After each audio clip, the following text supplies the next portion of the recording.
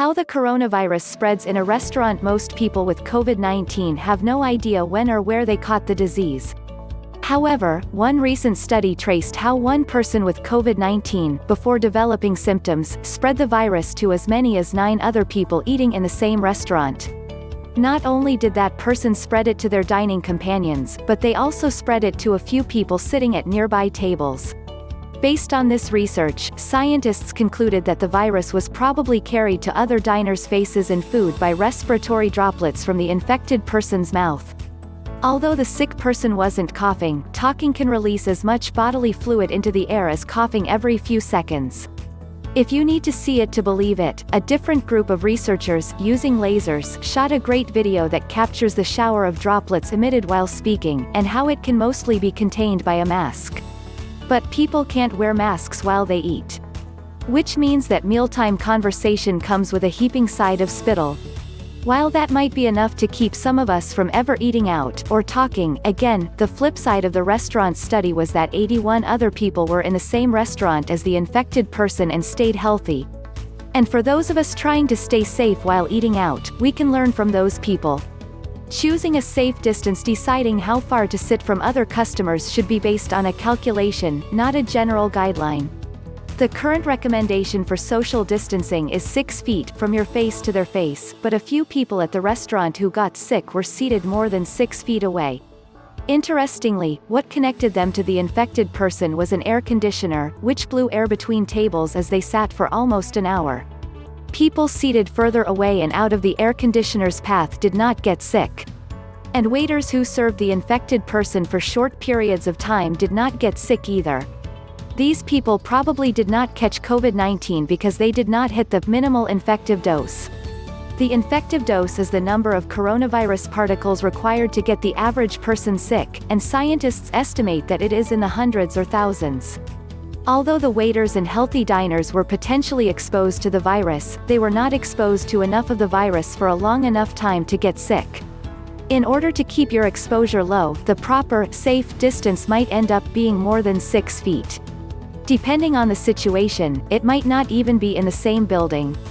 Here are some situations where you might want extra distance between diners. You're sitting down for a long meal, a longer period of exposure, you're downwind of another group, the airflow spreads droplets, people are speaking loudly, louder speech emits more droplets, there's no ventilation, ventilation helps remove droplets from the room, picking your dining companions. Most restaurants will follow rules and guidelines to protect you from other diners and staff, but they can't protect you from your companions.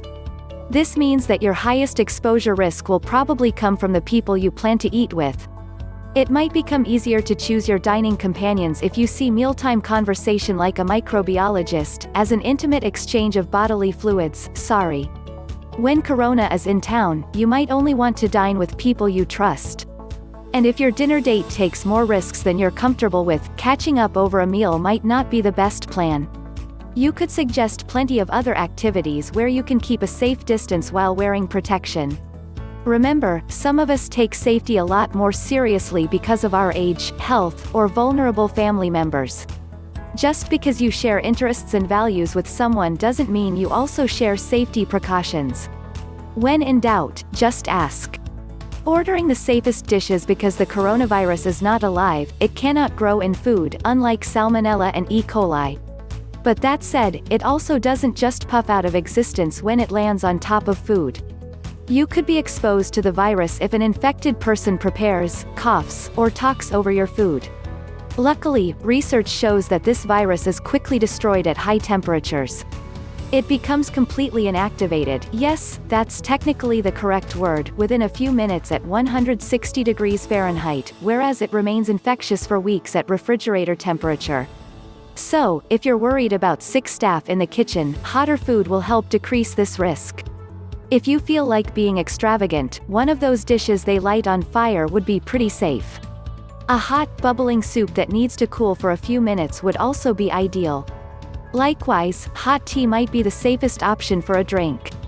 On the other hand, the chanciest dishes are those that require a lot of preparation but are kept cold, like chopped salads, sushi, or cold soups. Looking at you, gazpacho.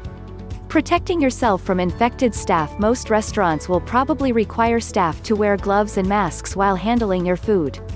As an added layer of protection, you could wear a mask while ordering and talking with your waiter.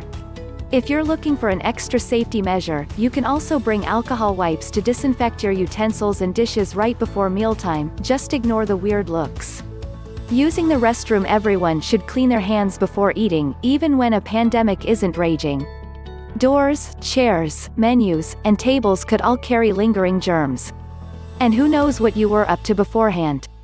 However, using the restroom to wash your hands comes with its own set of risks.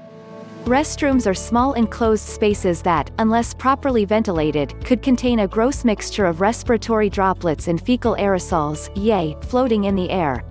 In case you missed the PSA, the coronavirus can also travel in poop. And once you finish washing your hands, touching the faucet handle to shut off the water might negate washing your hands. Research finds that fingers can pick up 33% of the virus particles on a smooth, contaminated faucet handle. Fingers can also pick up viruses on the bathroom door. You can minimize this risk by using a paper towel to shut off the sink and open the restroom door. You could also add in a round of hand sanitizer once you get back to the table. But if you don't have to use the toilet, it might be safest to just stay seated and use an alcohol-based hand sanitizer instead.